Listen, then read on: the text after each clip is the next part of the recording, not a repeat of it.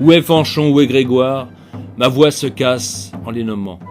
Notre jeunesse est de l'histoire, on ne remonte pas le temps. Aujourd'hui, je quête la trace de ce qui fut verte saison, clairs jeunes gens de notre race gardaient les lys et nos chansons. Petit poème de Michel Saint-Junien. Louis XV disait « Ne disons point que nous voulons la paix, mais désirons-la, comme le plus grand bien pourvu qu'elle puisse durer longtemps. Attendons ce qu'on nous dira, ne négocions rien sur cela, présentement avec nos alliés. Si l'on nous prise aujourd'hui, c'est que l'on nous craint. Ne faisons mine que de vouloir faire la plus vigoureuse guerre. Il n'y a jamais que cela qui puisse amener la paix, que je désire autant et plus que tout autre. » On nous parle de Napoléon. Mais avons-nous perdu tant que cela la mémoire pour oublier les grandes victoires de nos rois, et ce grand roi à cheval que fut Louis XV, nommé le Bien-Aimé? Parlons du soleil de Fontenoy, de l'humilité et la grandeur d'âme du prince vainqueur, laissant attribuer le mérite de la réussite au maréchal de Saxe, alors qu'il avait lui-même dirigé la stratégie victorieuse. Napoléon, qui méprisait les Bourbons, ne s'y trompa pas quand il écrivait « Il faut reconnaître à chacun ce qui lui est dû. La victoire de Fontenoy est due à Louis XV qui est resté sur le champ de bataille. S'il eût repassé l'Escaut, comme le maréchal de Saxe le voulait, la bataille était perdue. Les boulets arrivaient jusqu'au pont de Calonne. Si le roi est resté, il en a tout le mérite. On ne comprend pas trop bien les dispositions du maréchal de Saxe. » Louis XV avait de bonnes connaissances diplomatiques. Il disait à son ministre de la guerre en 1745 « Vous n'entendez rien à la guerre. Une défensive est ruineuse parce que l'on mange son propre pays, tandis que par l'offensive, on mange le pays ennemi. Aujourd'hui, nous ne pouvons attaquer la reine de Hongrie que par les Pays-Bas. Cela effraiera les puissances maritimes. » La couronne d'Angleterre était aux mains de la maison allemande du Hanovre, qui payait en livres sterling une coalition formée de contingents européens. Benoît XIV, le pape, décida d'accorder à la France un jubilé en récompense de l'estime qu'accordait le peuple français à son roi dans l'Europe des Lumières. Le départ pour les Flandres vint le 6 mai. À son habitude, Louis XV ne veut pas de faste ni d'émotion dans les départs. Il est accompagné de son fils, le dauphin âgé de 16 ans, afin de lui montrer les horreurs de la guerre. Il fait simple pour éviter les dépenses inutiles. Il n'y aura pas d'escorte flamboyante, ni police sur le chemin. Couché la veille, on le trouve en prière à 3 heures du matin. Écoutons l'huine. La reine a attendu le dauphin. Lorsqu'il est passé pour aller chez le roi, elle l'a embrassé 20 fois, fondant en larmes. Il est 7h15. Le roi et le dauphin partent, et 4 aurores plus tard, ils entendent les tambours de la maison du roi saluer ce qui va être le soleil de Fontenoy. La présence du roi, selon le maréchal de Saxe, valait sur le champ de bataille au moins 50 000 hommes, tant par sa présence auprès des troupes que l'impression sur les ennemis. Louis XV, alors que son fils n'a accepté que le grade d'officier subalterne, s'adressa aux officiers pour leur dire qu'en cette occasion, ce serait la première fois depuis Saint-Louis qu'un roi de France vaincrait les Anglais, et aussi la première fois depuis Jean le Bon à Poitiers qu'un roi aurait son fils à ses côtés. L'armée française était composée de la brigade irlandaise, placée soigneusement en réserve et commandée par Dillon, et dont les familles étaient persécutées par les Anglais. Traitement bien plus atroce que nos protestants depuis l'édit de Nantes. Le souvenir des officiers catholiques crucifiés tripalaires hantait les Irlandais. Le code pénal en Irlande était le code du sang, oublié de nos philosophes anglophiles. Cette bataille, comme celle victorieuse plus tard de Lothfield, enseignèrent à l'Europe ce qu'était un prince chrétien dans la charité. On est loin ici des guerres libérales sans pitié qui viendront comme aux Amériques. N'oublions pas que seul un roi de France pouvait s'offrir le luxe d'avoir à la tête de ses armées un maréchal protestant. Où se trouvait la tolérance? Le matin de la bataille, à 4 heures, le roi est le premier debout. Il fait réveiller le maréchal de Saxe et va se positionner à 5 heures avec son fils, près du pont de Calonne, à Notre-Dame-des-Bois. Déjà en première ligne, les gardes françaises, dont le colonel de Gramont vient de mourir, plient sous la pression des Anglo-Hollandais. Le roi assiste attristé au déshonneur du régiment parisien sous l'œil de son fils, sentant la victoire échapper au maréchal de Saxe. Les boulets tombaient près de lui, menaçant de détruire le pont de l'Escaut que le maréchal de Saxe, craignant qu'il ne soit touché, souhaitait le voir repasser. Louis XV refuse. Il restera malgré le danger, s'écriant au messager du maréchal de Saxe « Je resterai où je suis ». Les Suisses tiennent bon. Jamais ils ne reculent, malgré 30 officiers et 500 soldats affreusement mutilés au sol. Parmi les morts, un jeune cadet dont le père de Courtène prit le jabot déchiqueté en s'écriant « C'était à mon fils, ce sera désormais la cravate du drapeau ». Toujours sous un feu apocalyptique, les Suisses s'accoudent à une redoute qu'ils tiendront durant 6 heures. 4 officiers sur 7 tombent pendant qu'à petit tambour, les 2 jambes broyées par un boulet, continuent de battre la charge. Un flottement dans le commandement français fait craindre le pire. Le maréchal de Saxe, atteint de la goutte, demeurait étrangement absent et introuvable, alors que les 14 000 habits rouges avançaient imperturbablement. Une nouvelle demandait d'abandonner Antoin, pendant que la brigade irlandaise bouillait d'impatience. L'heure des décisions qui changent l'histoire était arrivée, alors que pour l'entourage du roi, il ne s'agissait plus que de sauver celui-ci.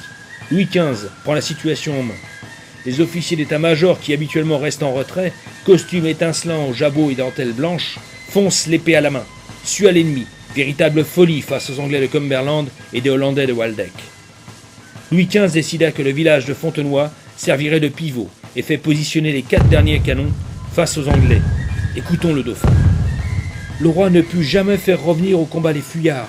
Pendant cette retraite qui lui perçait le cœur, son visage ne changea pas et il donna ses ordres avec tranquillité.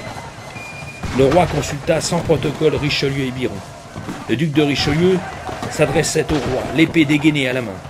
Le roi donna l'ordre à Montesson de faire charger sa maison, dont il connaissait l'héroïsme, et on passa à 14 heures d'une attitude défensive à celle de l'offensive. L'audace du roi montrait l'extrême maîtrise de la situation. La colonne anglaise s'arrête, pendant que dans une furie extraordinaire, les uniformes chamarrés de la maison du roi chargent, épée en avant. Alors tandis que les tambours du roi commencent à battre la charge définitive du reste de la gendarmerie écossaise, anglo-catholique et les chevaux légers, les Anglais fléchissent. La maison du roi crée le trouble, en faisant de lourdes pertes aux habits rouges. Le roi retint le dauphin, bouillant d'aller en découdre. Des grands noms sont tombés, comme Gramont, Courtène ou Craon, tandis que les Life Guards, dit les Blues, essaient de maintenir les arrières anglais dans ce choc terrible. Il est 18 heures. Et soudain, monte une clameur en gaélique des rangs français. Ce sont les Irlandais qui craignent de ne pas avoir leur part d'anglais. Ils veulent se venger des humiliations et des crimes sauvages des Godons à Limerick. Certains philosophes comme Montesquieu admiraient le libéralisme anglais, sans voir la misère ouvrière terrible et les sanglantes répressions qui en découlaient. Le Parlement britannique avait avalisé les horribles boucheries de femmes et d'enfants des soudards de Guillaume III. Au cri de « Souvenez-vous de Limerick », les Irlandais se ruent sur les Anglais à l'arme blanche. Les Burke Sullivan, O'Neill, Wells Serra, Hennessy et tant d'autres noms traversent les fanfans la tulipe, stupéfaits devant les visages terrorisés des Britanniques les voyant approcher. Un corps à corps atroce s'ensuivit, où seule la vengeance donnait le ton. Pour les Irlandais, seule l'arme blanche symbolisait la noblesse dans le combat. On était loin que messieurs les Anglais tiraient les premiers. Le colonel chevalier Dillon restera sur le champ de bataille avec 58 autres officiers irlandais dans une victoire complète malgré de lourdes pertes. En 1907, l'Irlande fera ériger une immense croix pour commémorer ce 11 mai 1745. La vengeance irlandaise face à la félonie anglaise du traité de Limerick. De Saxe réapparut pour laisser les restes de l'armée anglo-hollandaise se retirer tranquillement.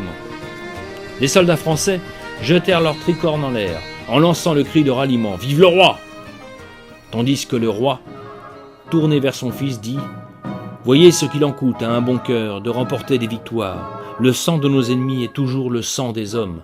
La vraie gloire est de l'épargner. » Il ordonna alors de soigner tous les blessés du champ de bataille, en y adjoignant son propre médecin, la Perronnerie.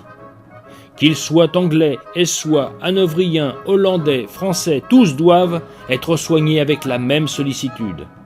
Aucun despote éclairé d'Europe, ni parlement libéral, ne raisonnait en européen comme Louis XV, roi très chrétien devant ce champ de bataille. Ces paroles frappèrent l'opinion internationale, et l'on vit le roi se déplacer dans les rangs avec un sang-froid surprenant, encourager les hommes et les visiter.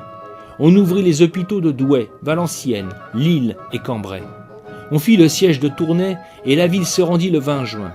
Louis XV, d'après une relation imprimée à Amsterdam, prit les femmes et les enfants sous sa protection et les mit en sûreté à Oudenarde. Ce texte disait « Ces innocentes créatures y allèrent comme autant de trompettes qui publiaient la gloire, la bonté et la clémence du vainqueur. Cet acte grandissait le roi aux yeux de l'Europe à l'image du souvenir de Saint-Louis. Ces paroles frappèrent l'opinion internationale. Elles embrassaient la communauté européenne dans une réalité qui dépassait déjà les notions de vainqueur et de vaincu. Quelle leçon pour le dauphin, disait Del Perugia dans son Louis XV. Écoutons le témoignage de Barbier. Le roi a donné ordre sur le champ de bataille qu'on eût grand soin des blessés. La présence du roi qui allait dans tous les rangs avec un sang-froid surprenant pour animer les troupes a beaucoup contribué au gain de cette bataille qui est très importante et infiniment glorieuse pour le roi étant sa première. Le prince de Soubise, le duc de Richelieu, le duc d'Aumont, de Boufflers et tous les seigneurs et officiers généraux ont fait des prodiges. Le duc de Biron a eu 5 chevaux tués sous lui. La maison du roi a fait des miracles, et l'on dit qu'on lui doit la réussite. Elle en voulait aux Anglais depuis la malheureuse affaire de Dettingen, car plus des 3/4 des morts ou blessés sont anglais. Quand il entra dans Paris, en évitant les fastes voulus par les parlementaires, faisant payer les factures au peuple, ces hypocrisies bourgeoises le dérangeaient, car les corps de métier étaient encore endettés. Il pénétra sobrement en carrosse, accueilli par le peuple de Paris, et entra dans Notre-Dame pour remercier Dieu de la victoire. Un tédéum retentit sous les drapeaux aux couleurs multiples prises à l'ennemi.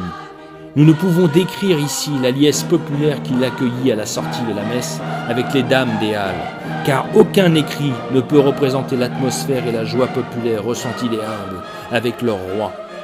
À Metz, Louis XV gagnait le titre de bien-aimé du peuple, comme Voltaire vieillissant le considérera toujours. À Fontenoy, c'est l'Europe qui l'aima pour des sentiments dont elle reconnaissait les sources vives. Louis XV dévaluait les doctrines nouvelles qui ne représentaient qu'un retour en arrière vers le paganisme, selon Del Perugia. Les soldats qui le virent pleurant sur les lauriers de Fontenoy, parcourant les hôpitaux, consolant les blessés, s'écriant au milieu de ces tristes victimes de la victoire, anglais, français, ennemis, sujets, que tous soient également traités, ils sont tous des hommes. Une décision de l'Académie française, signée plus tard par d'Alembert, demandera la publication de ce discours.